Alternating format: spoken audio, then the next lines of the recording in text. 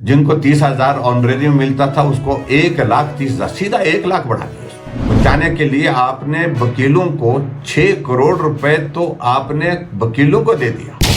ऐसी स्थिति में एक और उदाहरण हमारे सामने आज पिछले कल नोटिफिकेशन में आया, एक जो BOCW जो बोर्ड है ये उसमें चेयरमैन लगाए हैं एक, जिनको 30,000 ऑनरेरियम मिलता था उसको 1,30,000 सीधा 1 लाख बढ़ा दिया उसमें।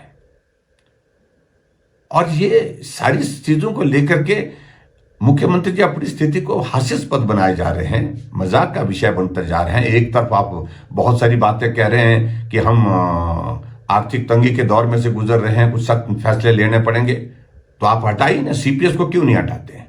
जो गैर संवैधानिक तरीके से बनाए गए हैं, जिनको हाई कोर्ट में आपने बचाने के लिए आपने वकीलों को 6 करोड़ रुपए तो आपने वकीलों को दे दिया। उसके लिए CPS नहीं बनाते तो क्या सरकार नहीं चलती? सरकार चल सकती थी, लेकिन उसके बावजूद उस पर तो आपने कभी नहीं सोचा कि भी इनके कारण आर्थिक बोझ होगा। करोड़ों रुपए उस पर जा रहा है, लेकिन 6 करोड़ के लगभग आपने वकीलों को दे दिया उनकी कुर्सी को बचाने के लिए। और एक तरफ से आप कह रहे हैं कि हम जो है वो सैलरी डेफर कर रहे हैं 2 महीने के लिए। और इस तरह से मैं आपको कह रहा हूं होने वाले समय में क्या होना है।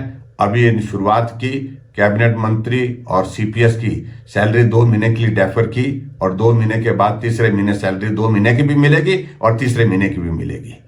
और आने वाले समय में ये स्थिति आगे बढ़ने जा रही है। आगे कर्मचारियों को भी यही कहा जाएगा कि भाई पैसे नहीं है, 2 महीने के लिए 3 महीने के लिए हम आपकी सैलरी नहीं दे पाएंगे, डेफर कर देंगे। 3 महीने के बाद फिर और कहेंगे कि अब 6 महीने के लिए नहीं दे पाएंगे।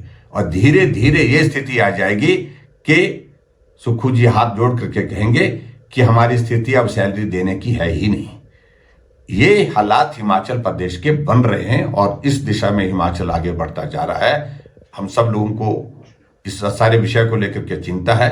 और खास तौर से मैं देख रहा हूं जो राहुल गांधी का एक मॉडल, जो फ्रीबीज का, जो पर्टिकुलरली एक हर बात को लेकर के वो हर जगह जहां भी चुनाव होता है तो वहां जाकर के कहते हैं कि गारंटी खटाखट खटाखट खटाखट। अब मालूम पड़ेगा हिमाचल प्रदेश में तो खटाखट हो गई, और ये खटाखट जो है कर्नाटक में भी होगी जहां उनकी सरकार है, 3 राज्यों में सरकार है, तेलंगाना में भी हो रही है। और उसी तरह से आने वाले समय में जो चुनाव हो रहे हैं जिन राज्यों के, उन चुनावों में ये खटाखट की आवाज हिमाचल की वहां पर भी गूंजेगी।